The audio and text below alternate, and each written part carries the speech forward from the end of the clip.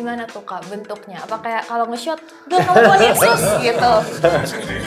Amin. Itu penonton.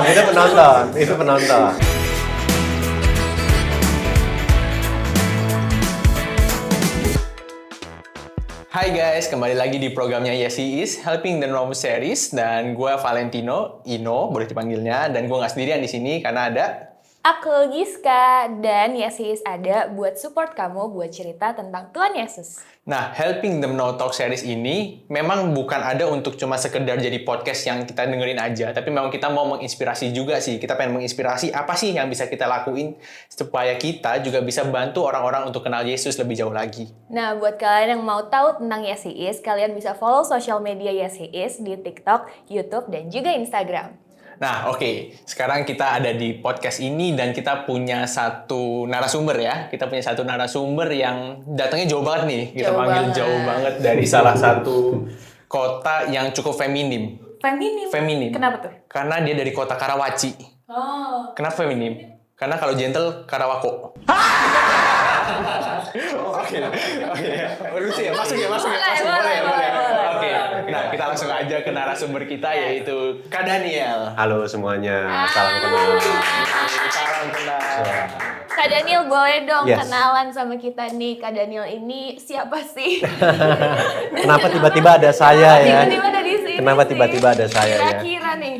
Nah, jadi sedikit perkenalan. Ini kan tentang bagaimana kita bisa bercerita tentang Yesus ya.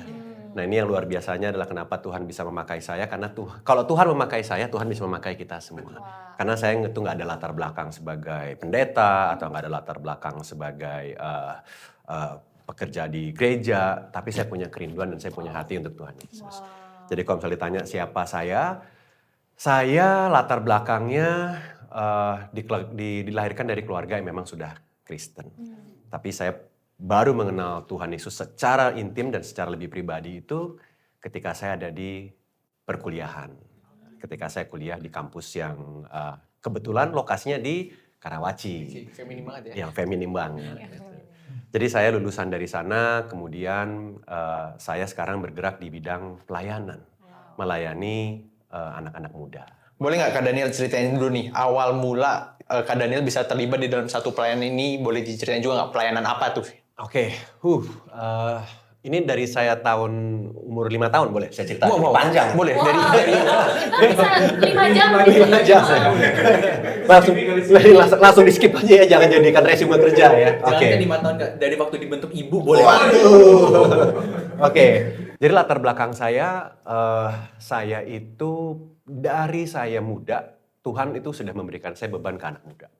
Jadi saya udah punya panggilan. Berat tuh Kak. Berat banget, apalagi anak-anak muda zaman sekarang yang kerjanya makan mulu kan, tambah berat lagi gitu. Jadi dari awal saya itu beruntung saya tahu panggilan saya. Tapi saya nggak tahu saya harus lakukan itu dalam bentuk apa. Dan di dalam perjalanannya saya, ketika saya lulus kuliah, di kuliah saya terlibat sebagai atlet basket. Jadi saya main basket, I love basketball, dan akhirnya saya juga jatuh cinta pada coaching basketball. Kebetulan mentor saya adalah seorang pelatih basket saya. Jadi setelah saya lulus, saya terpanggil untuk menjadi pelatih basket juga. Nah, jadi disitulah saya mulai melayani anak-anak muda. Karena kan level universitas, saya melayaninya juga ya seumuran-umuran kalian lah ya, masih anak-anak muda. Nah, di situ saya jatuh cinta pada pelayanan anak muda. Gitu. Nah, itu latar belakang kenapa saya bisa terlibat di dalam bentuk pelayanan. Nah, tapi kan itu kan kamu bisa nanya, loh Kak, tapi itu kan latar belakangnya kan dunianya dunia olahraga, dunia basket ya. Hubungannya apa sama pelayanan ya? Kita pakai basket itu sebagai kendaraan untuk bisa memperkenalkan Tuhan Yesus. Jadi di dalam kita melatih, di dalam kita berinteraksi dengan anak-anak latihan kita, di dalam interaksi kita dengan lawan-lawan kita, musuh kita, we want to show what it means to be a good Christians. Gimana tuh Kak bentuknya? Apa kayak kalau nge-shot, udah kamu Tuhan Yesus gitu? Amin. Itu penonton. Tapi kalau misalnya interaksi saya dengan pemain gitu ya, yang pasti yang pertama adalah ketika kita ngelatih, banyak kali tuh pelatih itu fokusnya itu adalah untuk mencari prestasi. Tapi nggak membentuk karakter dari anak tersebut. Jadi ketika saya melatih, saya tahu tujuannya saya itu bukan untuk menciptakan atlet juara. tujuannya saya adalah untuk menciptakan mature Christians. Orang-orang Kristen yang cukup dewasa yang bisa kita utus ke dalam dunia olahraga untuk membuat perbedaan di dalam dunia olahraga. So jarang sekali saya frustrasi dengan kegagalan-kegagalan dalam bentuk prestasi. Ya, jadi kalau misalnya kita gagal juara gitu, kecewa nggak? Kecewa. Tapi saya nggak akan frustrasi, saya akan marah-marah. Dan saya akan tetap melihat anak-anak murid saya itu berharga seperti Tuhan melihat mereka berharga. Jadi mereka itu nggak ditentukan dengan mereka itu juara atau enggak. Nilai mereka itu ditentukan bahwa Tuhan itu telah mati untuk mereka. Nah, itu jadi sudut pandang saya yang pertama harus dibentuk dan dibentuk oleh pelatih saya juga. Itu jadi yang pertama. Jadi fokusnya saya itu bukan membentuk atlet nasional atau atlet juara, tapi membentuk orang-orang yang punya si kristenisasi itu ya kayak. Dan memang ternyata ketika kita punya maturity di dalam Christianity, itu nggak cuma bikin kita fokusnya memang bukan ke hasil, tapi memang benar-benar kita yang dirubah, kita yang benar-benar belajar buat tahu nih apa sih yang Tuhan mau buat kita jalanin. Betul. Dan dari situ pun kita akan menjalan ke divine purpose-nya Tuhan ya pasti Yes. Karena yang kita latih ini, orang-orang yang kita latih ini semuanya nanti nggak akan semuanya jadi atlet kan.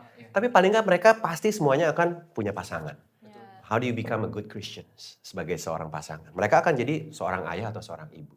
Mereka akan menjadi seorang pekerja. Mereka akan suatu saat nanti akan menjadi seorang pemimpin. Nah, kendaraan yang saya pakai untuk mengajarkan nilai-nilai Kristiani adalah melalui basket. Tapi ada mungkin dari kalian di industri kreatif, musik, art, it's a tools untuk kita pakai at the end of the day to proclaim Christ. Wow, keren. Dulu aku juga basket, Kak. Tapi bagian dilemparin bola. Bagian dilemparin bolanya ya? Iya. Itu mungkin segmen sendiri ya. Cerita trauma hidup gua. Jadi narasumber ya. Kok aku berasa itu mainnya dodgeball bukan basket. Olahraga lu salah kayaknya. Salah masuk kayaknya. Aduh. Gitu. Nah, kalau sekarang ini nih Kak, itu kan pas universitas dan segala macam. Kalau sekarang ini apa sih pelayanan yang lagi Kak Daniel tekuni? Oke. Saya banyak terlibat di pelayanan di dunia digital. Kenapa di dunia digital? Balik lagi karena hati saya untuk anak-anak muda. Dan sekarang anak-anak muda itu banyak berada di digital space. Dan apa yang saya lakukan di dunia pelayanan digital ini yang Tuhan titipkan ke saya dan ke tim kita adalah we want to create a safe space buat anak-anak muda yang sedang struggling dengan pertanyaan-pertanyaan hidup ini bisa bertanya dengan aman. Apapun pertanyaan mereka itu kita tidak akan memberikan penghakiman. Dan mereka bisa bertanya sebagai anonimus. Mereka nggak perlu tahu. Kita nggak perlu tahu nama mereka siapa. Mereka juga nggak perlu tahu nama kita siapa. Yang penting mereka bisa cerita apapun yang menjadi pergumulan mereka dalam keseharian mereka.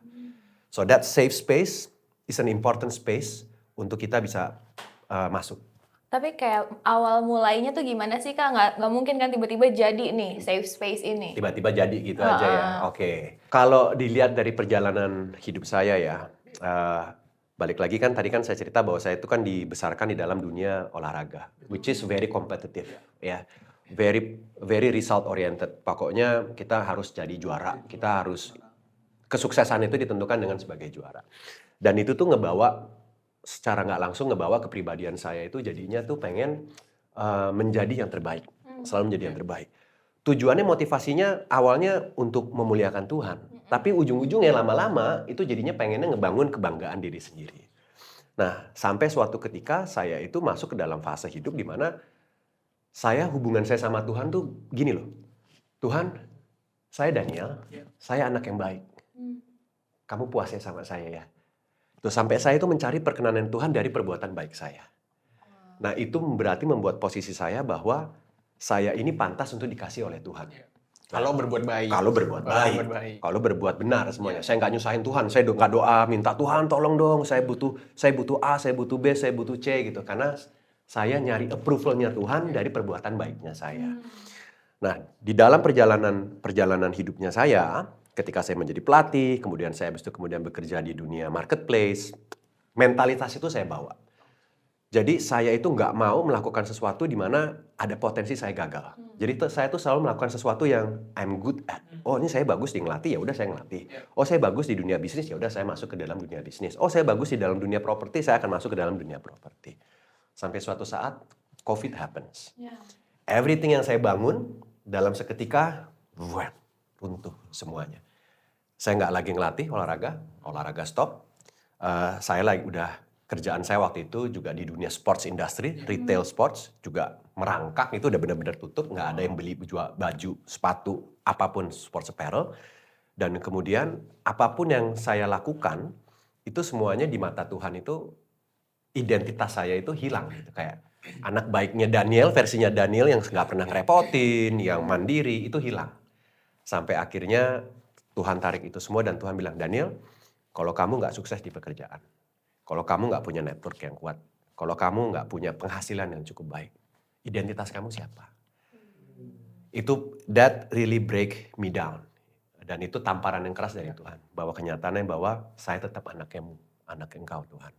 Nah kenyataan itu membuat saya masuk ke dalam pelayanan ini. Karena pelayanan ini juga Tuhan yang buka jalan.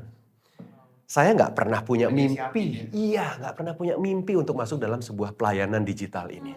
Tapi Tuhan buka jalan. Teman kita ada yang di pelayanan di dunia digital dan nanya, Eden, lu tertarik nggak masuk ke dalam dunia pelayanan? Ini teman gereja gitu ya. Dunia pelayanan digital, apaan sih gue kagak ngerti. Itu gue ngertinya digital marketing ngerti gitu ya. Bikin ads di Facebook, Google, internet ngerti gitu. Tapi digital ministry, apa sih bentuknya? Nggak ngerti. Tapi di situ Tuhan bilang, hey, selama ini lu mengandalkan kekuatan lu. Makanya lu masuk ke dunia olahraga, lu masuk ke dunia bisnis, lu masuk ke dunia real estate, lu pakai kekuatan. Can you just trust me now that I'm equipping you, that I will equip you untuk masuk dalam dunia pelayanan ini, even though you have no idea what it is? Kerendahan hati diminta, dituntut sama Tuhan. Tapi yang paling dituntut sama Tuhan adalah ketaatan hati. Jadi saya bilang, Lord, I don't know what I'm doing. But the opportunity is there. Dan teman saya nawarkan, saya masuk. Saya maju. Sikat. Gitu. Tapi bener berarti ternyata ketika kita mengandalkan diri kita sendiri, ketika kita, Tuhan nih gue akan baik di sini, berarti lu sayang sama gue. Ketika kita jalanin itu pakai egonya kita sendiri, Tuhan tetap ada di situ. Yes. Tapi kita nggak menuju ke purpose-nya yang Tuhan kasih. Yes, exactly. Dan pada akhirnya COVID. Tuhan Yesus memberkati kamu COVID. Dan akhirnya keadaannya bisa jadi kayak gini sekarang nih. Ternyata akhirnya banyak perubahan. Banyak banget perubahan yang Tuhan obrak-abrik di hidupnya Kak Daniel yang akhirnya masuk ke dunia digital ministry ini ya. Yes. Kalau nggak salah nama digital ministry-nya adalah Tahu Nggak Sih? Tahu nggak sih, betul. Nah apa tuh Kak? Aku nggak tahu nih Kak. Kamu nggak tahu ya? Saya kasih tahu nih ya, saya kasih tahu ya. Nah teman-teman biasa kalau misalnya ada pertanyaan-pertanyaan seputar pertanyaan yang sensitif, biasa larinya kemana? Nanyanya ke siapa? Dan Twitter, balik kan? Ya kan? Balik ke Twitter atau enggak ke sosmed, ya kan? Tapi kalau pertanyaan yang sifatnya lebih sangat vulnerable, yang kayak, Kak, aku ada permasalahan dengan aku suka dengan sesama jenis nih, ketertarikan. you mau nanya ke siapa? You mau nanya ke parents? Sometimes the parent is not equipped untuk bisa menjawab itu. You mau tanya ke komunitas, misalnya teman-teman, malu, nggak tahu. Siapa kamu? Siapa? Ya. Itu kan sebuah dilema yang dialami sama anak-anak muda zaman sekarang ya. Karena mereka kebiasaan flexing, pokoknya semuanya hal-hal yang bagus aja ditunjukkan. Tapi vulnerability-nya mereka nggak tunjukkan. Mereka nggak punya wadah. Jadi tahu nggak sih itu adalah sebuah tempat di mana kita melemparkan pertanyaan-pertanyaan yang menarik dan kita taruh di sosial media supaya anak-anak yang terkait yang mengalami masalah yang sama, pertanyaan yang sama itu bisa meresponi. Gitu. Jadi pertanyaan kayak Jadi sifatnya berarti orang-orang ini akan melempar pertanyaan di sosial media, which is di Tahu Nggak Sih ini, dan kemudian orang akan bisa nge-reply mereka. Yes, secara garis besar itu seperti itu. Jadi di Tahu Nggak Sih yang kita lakukan, kita bikin sebuah hook yang menarik ya, pertanyaan yang menarik. Contohnya kayak gini. Kenapa sih kalau orang baik kok tetap menderita? Apa nggak disayang sama Tuhan? Nah itu kan pertanyaan sebenarnya yang orang-orang banyak tanyakan kan ya. Ini iya ya, gue udah rajin ibadah. Gue ke gereja bisa sehari bisa 3 kali. Gue berdoa rutin juga banyak. Tapi kok kenapa gue menderita terus ya? Kenapa kok pekerjaan gue nggak sukses? Kenapa kok kuliah gue nggak sukses? Kok pacaran gue nggak sukses? Nah itu pertanyaan-pertanyaan yang kadang-kadang anak-anak muda ini bingung untuk nanyanya ke siapa. Jadi ketika mereka ngelihat halaman tersebut, mereka bisa klik, mereka habis itu bisa menemukan sedikit jawaban dari pertanyaan mereka. Gitu. Jadi sebenarnya teman-teman Tahu Nggak Sih ini menjawab kebutuhan anak-anak yang nggak tahu nih mau lari kemana ya. Yes, betul. Nggak tahu mau nanya sama siapa karena mungkin banyak juga orang-orang yang sebenarnya butuh komunitas, butuh teman-teman yang bisa jawab, tapi ujung-ujungnya malah nggak bisa menemukan jawaban yang tepat gitu ya. Betul. Dan jawaban-jawaban yang pertanyaan-pertanyaan yang nggak terjawab itu menjadi sebuah keraguan yang akhirnya membuat orang apatis. Yang akhirnya membuat orang itu jadi nggak percaya dengan kebenaran yang sudah ditentukan oleh firman Tuhan yang sudah ada. Gitu. Nah, gimana tuh Kak caranya maintain platform ini biar jawaban-jawabannya tuh benar? Karena kan ini dari mereka, oleh mereka untuk mereka Yes. gitu. Ada bagian di mana kita berbicara di komentar space ya. Space-nya itu kayak Facebook komen, itu kan banyak yang komentar. Itu salah satu ya. Tapi ada satu bagian lagi di mana kita minta mereka, memberikan mereka opportunity buat yang mau explore lebih jauh, itu bisa connect one-on-one sama yang kita sebut life coach. Jadi mereka bisa ngobrol sama life coach kita for free. Nah, life coach kita ini memang sudah dipilih mereka yang memang punya hati untuk melayani. Jadi mereka itu juga orang-orang yang volunteer dari gereja, dari komunitas-komunitas yang memang juga punya hati ke anak-anak muda ini. Dan mereka lah yang berperan penting untuk bisa menjangkau setiap pertanyaan-pertanyaan yang ditanyakan oleh anak-anak muda ini. Gitu. Baik itu tentang iman, baik itu tentang hubungan misalnya, tentang pacaran, atau tentang siapa itu Tuhan, atau tentang pekerjaan, tentang masa depan mereka, tujuan hidup mereka, itu bisa kita bantu jawab di situ. Nah, berarti kan tahu nggak sih, as a digital ministry yang sekarang Kak Daniel jalanin, itu kan online semua Kak, sifatnya online semua. Nah, emang opportunity-nya tuh seberapa gede nih orang-orang mau tanya di online ini? Oke, kalau kita bicara soal opportunity ya, ini kayak pas pertama kali saya masuk di sini, juga dikasih tahu digital ministry, saya juga bingung loh. Digital ministry ini seberapa efektif sih, seberapa sukses sih? Betul. Seberapa efektif sih kita bisa komunikasi sama orang via chat? Gitu. Seberapa efektif sih kita bisa ngobrol dan memberitakan firman melalui chat, mendoakan mereka melalui chat? Ini efektif nggak sih? You know what? Again, God is amazing. Tuhan bisa memakai segala medium untuk dia bekerja, termasuk dunia digital. So, berdasarkan angka yang dari tahun 2023 sekarang, sampai per hari ini, itu sudah ada 13 ribuan anak-anak yang ngechat ke kita. Wow. 13 ribu. Tahun lalu, di angka di tahun 2022, itu ada sekitar 15 ribu lebih anak-anak yang ngechat. Itu yang nanya doang, Yang Kak? nanya, yang personally ask. Oh. 15,000 people connect with us. Ada yang kita bisa, oke ya, dari 15 ribu itu berapa banyak sih Kak yang genuine conversations yang akhirnya conversation itu bisa lanjut gitu ya. 60% of them. Jadi sekitar 6 Besar ya? 9.000 anak-anak itu ngobrol sama kita. Wow. Menanyakan pertanyaan dari berbagai macam sudut pandang mereka.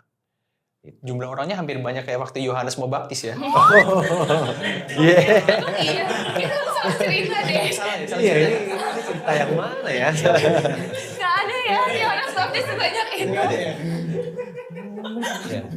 So ini menarik karena sekarang orang-orang itu masuk ke digital space kan. Kamu tanya pas kamu ditanya mau tanyanya kemana? Ke Twitter, Iya. right? It's a digital space. Yes. Why? Because it's a safe space. Mereka bisa anonimus di sana dan mereka bisa curhat se-vulnerable mungkin tanpa mereka di-condemn dan tanpa mereka di-judge.